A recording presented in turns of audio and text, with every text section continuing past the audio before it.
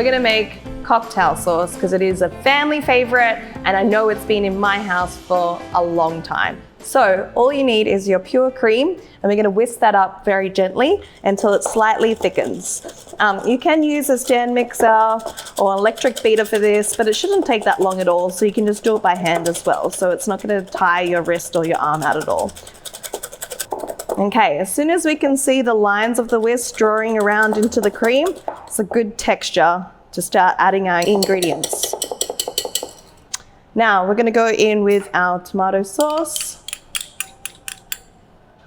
our Tabasco sauce, yum. Got our Worcestershire sauce, white pepper. This will look much better in the dish as opposed to black pepper, but if you don't have it, you can use black as well. Half a fresh lemon juiced. I've juiced the whole thing because I do like mine a little bit more punchy.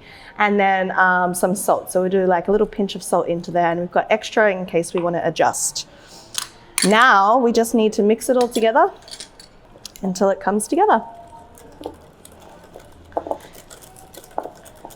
Wow, look at that. Isn't that beautiful?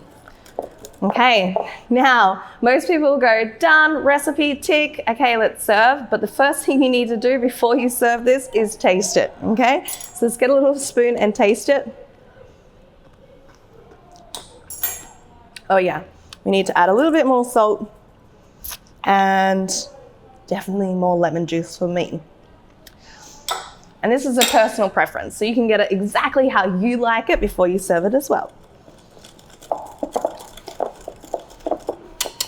And then what I would do is just serve it in a little pretty dish, which I have one right here. And it's got like zestiness, a little bit of the spice from the Tabasco and the white pepper coming through. And it's a beautiful accompaniment for prawns or any seafood platters that you might do at home. And it just so happens I want to eat it, and I'm going to serve it with some prawns that I freshly cooked today. So we're going to dip that in.